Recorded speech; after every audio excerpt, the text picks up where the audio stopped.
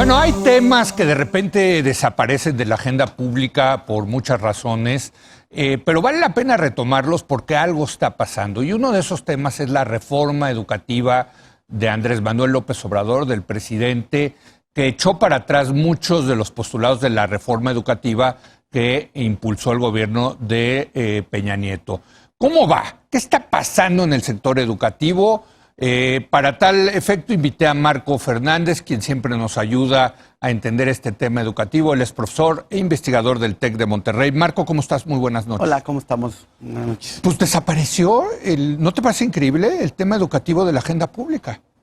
Bueno, desapareció, pero no por eso es menos importante. No, sobre todo luego. porque si hay una política social que puede ayudar al país a desarrollarse, a atender el problema de la desigualdad, a lograr o tiene que ayudar a lograr mayor movilidad social, es la educación. Sí. Y por eso es extraordinariamente importante darle seguimiento a, una vez que se aprobó, más allá si estamos de acuerdo o no con algunos aspectos de lo aprobado, si se están haciendo las políticas para cumplir las promesas. Ok.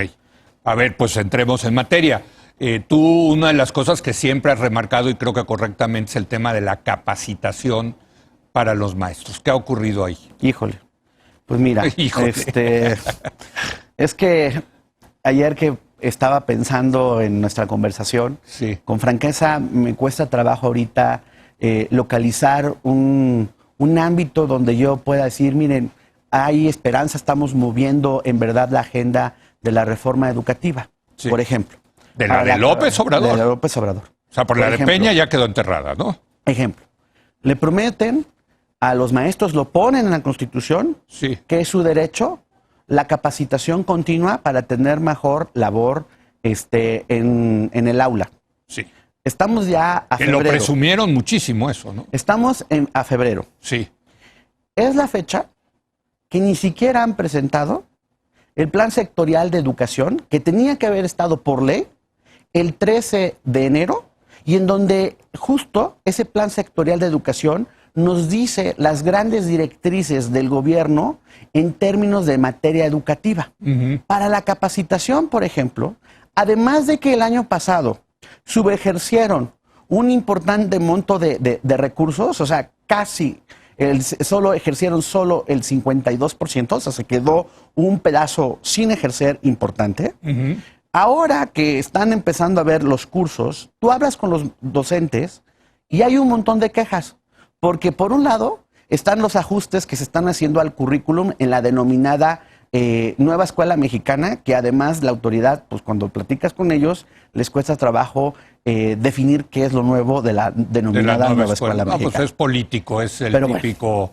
A la nueva escuela mexicana, la revolución educativa. Siempre le ponen nombres grandilocuentes cuando se trata de la educación, ¿no? Y entonces se supone que debe de haber ajustes curriculares, tanto en educación básica, o sea, primaria y secundaria, como en educación media superior.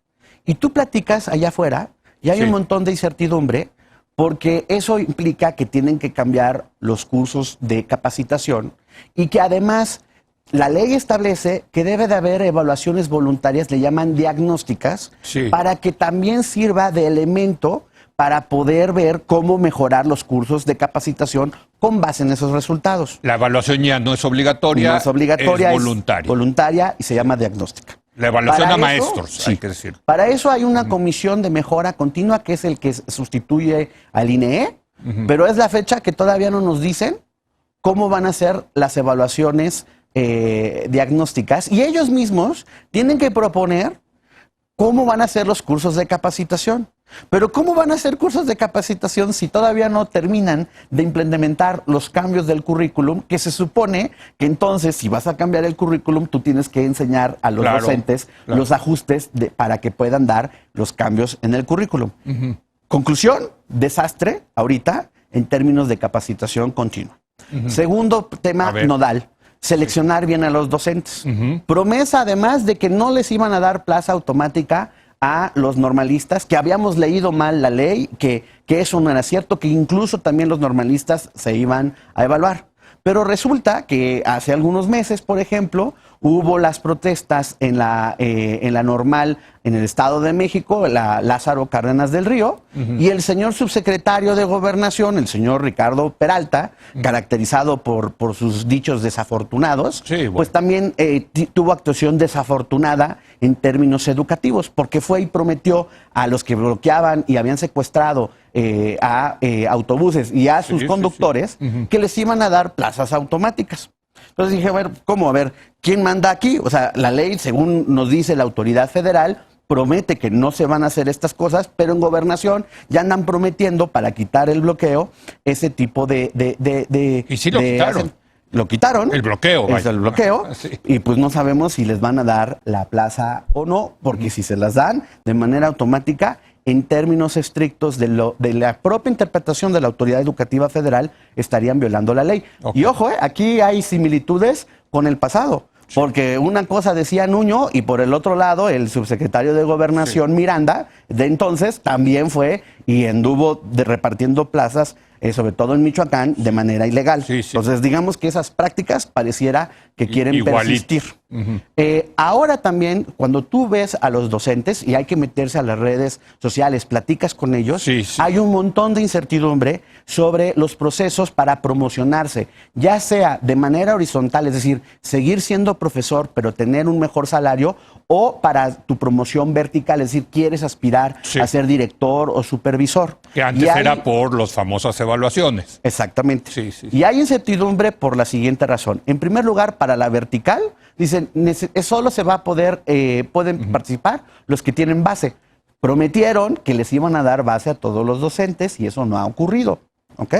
Que sería Entonces, una cosa... En términos de recursos, yo no sé de de dónde lo van a sacar recursos, además. o sea, la Secretaría de Hacienda creo que le da un infarto si les daba plaza base a todas esas Pues plazas. yo creo que en Hacienda ya llevan varios infartos porque, porque también el presidente prometió, y ya lo anunciaron así en lo oscurito, que van a federalizar la nómina también que era estatal, empezando por Michoacán. Sí. Y entonces, para ese asunto no hay ahorita presupuesto, están haciendo los lineamientos del acuerdo, supuestamente dicen, vamos a limpiar porque hay un montón de aviadores en Michoacán, Sí. y por eso vamos a hacer, con ayuda de la Auditoría Superior de la Federación, los famosos pases de lista para que no tengamos aviadores. Sí. Es la fecha que ya firmaron el convenio, ya lo anunciaron, no nos han informado sobre pues cuáles fueron las plazas que supuestamente ¿Y quién limpiaron está pagando de en aviadores. Michoacán?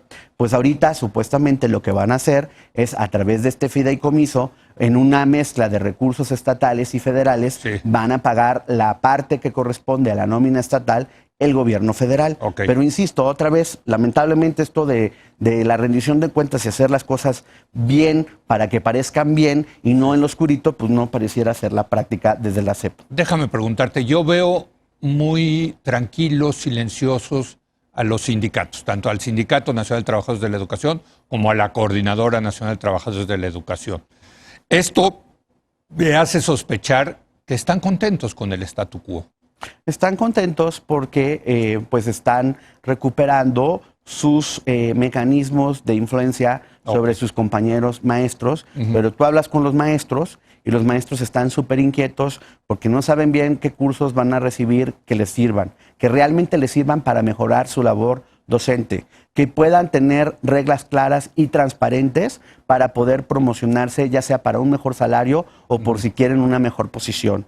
Peor aún, o sea, uno observa, por ejemplo, en términos de cosas básicas, como por ejemplo la promesa de dar más oportunidades educativas a los jóvenes y por eso tanto énfasis en las becas, pero recortan el presupuesto para prepa en línea y telebachilleratos y estamos ahorita haciendo un estudio con mi compañero Daniel Hernández y Laura Herrera Sí. y estamos encontrando que pues hay problemas serios de que no hay avance en la cobertura de educación media bueno. superior.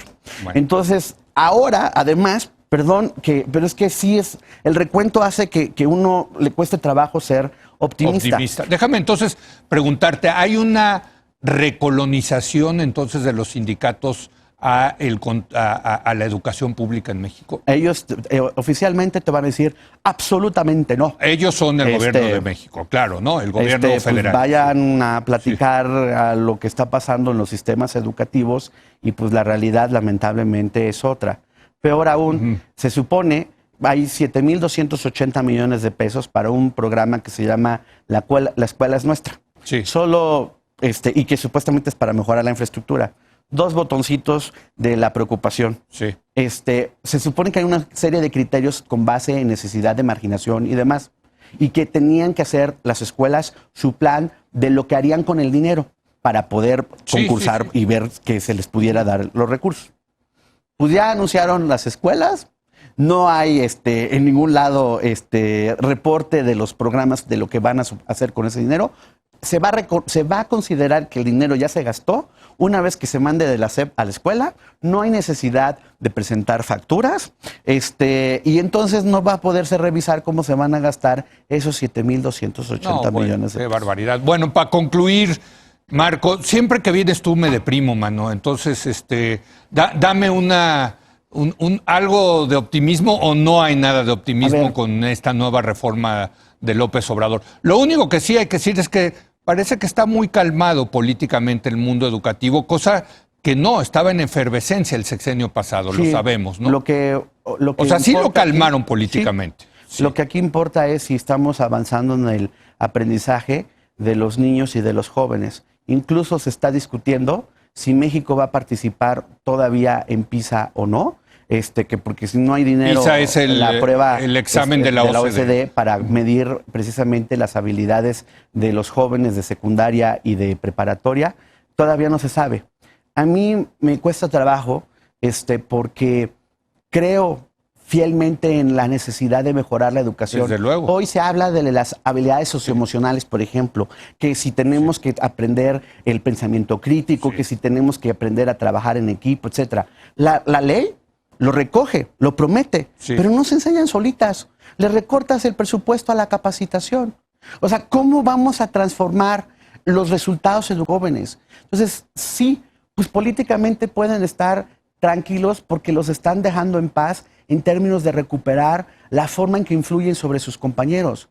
Tú hablas con sus compañeros y no están tranquilos. Hay muchos que se sienten lamentablemente frustrados porque no les han respetado los ascensos que supuestamente venían de la reforma anterior. No hay reglas claras de cómo van a poder mejorar. Es la hora que, insisto, la Comisión de Mejora Educativa que sustituye al INEE, pues tendría que salir a dar la cara, a decirnos, oigan, ¿cómo vamos en los cursos de capacitación? No estamos pensando cómo se va a hacer la evaluación diagnóstica. Mutis mutandis, la del avestruz. Entonces, sí, creo que agradezco estos espacios porque este es un tema nodal para los papás, para la sociedad en general, y no podemos dejar de estar enchinchando hasta que de una vez por todas podamos transformar el sistema educativo en nuestro país. Pues Marco, muchas gracias. Por cierto, vamos a invitar a los de Mexicanos contra la Corrupción y la Impunidad, que hicieron un gran estudio sobre las 100 universidades Benito Juárez que ha abierto este gobierno, y la conclusión es que son universidades patito, ¿no? No sé si ya lo viste. Sí. Qué cosa, ¿no? O sea, a ver, ojalá que se honrara lo que se promete en la Constitución, que se diga que si va a transformar a un país, se transforma a partir de una mejora de la educación, no a través de pactar políticamente. Y ahí están ahorita viendo a ver quién gana, si la coalición del señor Cepeda en el CENTE, si viene la señora Elbester Gordillo, o si va a seguir manteniendo su influencia a la CENTE. Pero esos enjuajes que son los sindicales no tienen nada que ver con el bienestar de los niños y de los jóvenes de este país. Bueno, y vienen nuevos partidos políticos de ahí, de los maestros, por lo menos un par relacionados con ellos. Gracias, Marco. Gracias. Gracias a usted, muy buenas noches.